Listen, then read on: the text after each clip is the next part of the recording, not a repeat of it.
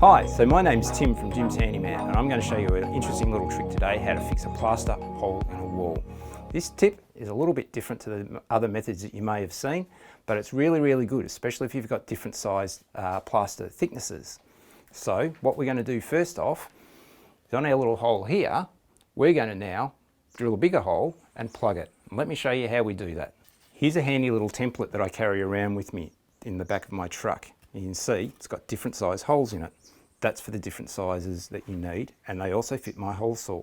So first off, what we're going to do is place this over the hole and find the right size. Then, using the hole saw in the drill, we're going to drill out that hole a bit bigger. Holding it tightly.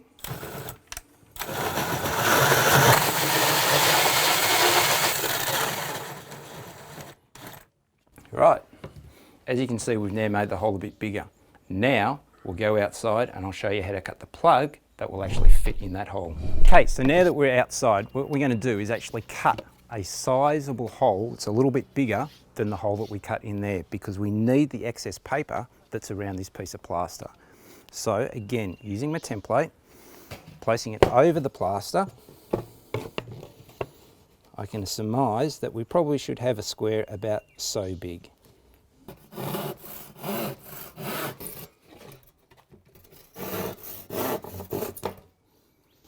There's our square. Now you don't have to be precise and exact with this. Something similar to that, bigger than the hole, will do the job. Next, we're actually going to partly drill the way through this piece of plaster. Let me show you what I mean. As you can see on the plaster, there's actually paper on the outside and on the inside.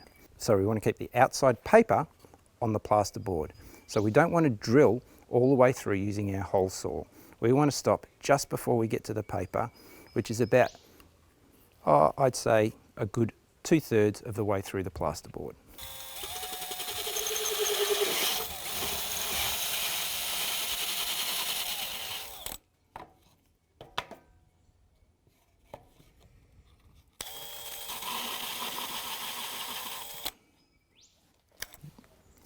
Drill through our plasterboard.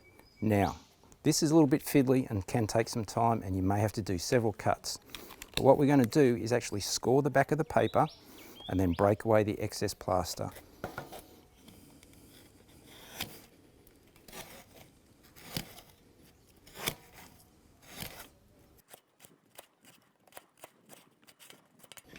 Okay, now this is where you've got to be really careful. Snapping the plasterboard away, but keeping the paper intact.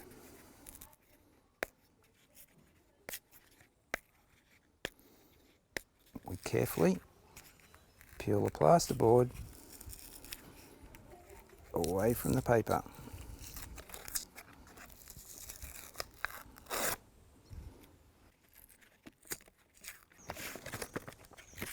There we have it, exactly what we need. Now we can go back inside, put this in the hole. Okay, so what I've done now is I've actually mixed up some base coat 45. This will form the basis of our adhesive. Now, because what we've done is we've actually cut the plug out, and the plug size is actually smaller than what the hole is, just with the diameter of the hole blade. That gives us something that the base coat 45 and the plasterboards can actually stick to. So now it's just a matter of making sure we get a good coat around the edge of the hole. Get a good seal around that hole.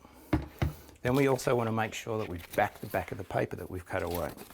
And again, just giving it a good coating all the way around. So now that we've applied our base coat 45, which is just a nice, thick, creamy consistency, just with some water, we're now ready to plug that into the hole. Here we go. Making sure that fits in there nicely. Okay. And once that's in there, we're going. Now it's just a matter of smoothing out all of the base coat 45 that's underneath and making sure we've got a good adhesion.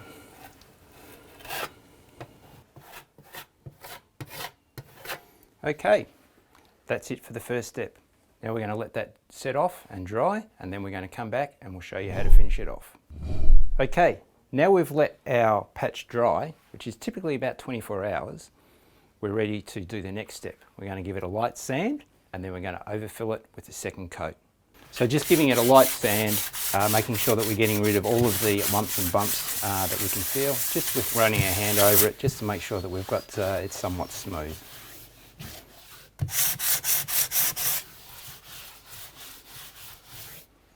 Okay, so now what we want to do is just start filling in the area and getting rid of all the consistencies, just start making it nice and smooth.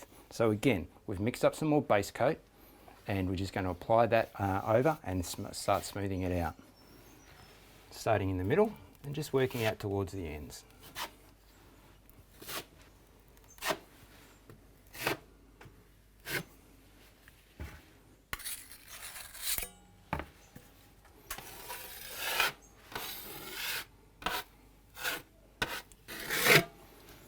You're not going to get this perfect, and you don't want it to be. We're going to let this dry, and then we're going to sand it back, make it nice and smooth, and then apply our finishing coat over the top of that.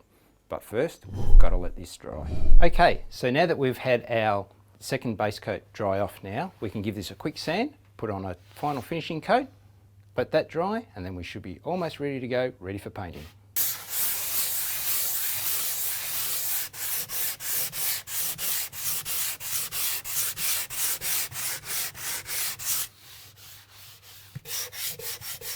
Okay, so all we want to do here is primarily just give it a sand, make sure that our edges are nicely feathered out and nice and smooth. The best way to do that is just lightly run your hand over it, and you'll feel if there's any lumps, bumps or dints that you need to get rid of.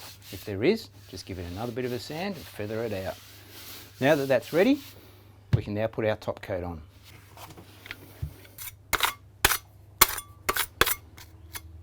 Okay, so now it's just a matter of applying our top coat like we did before, from the middle out and just feathering it out nice. I've got my nice broad knife here, and we'll just apply it on.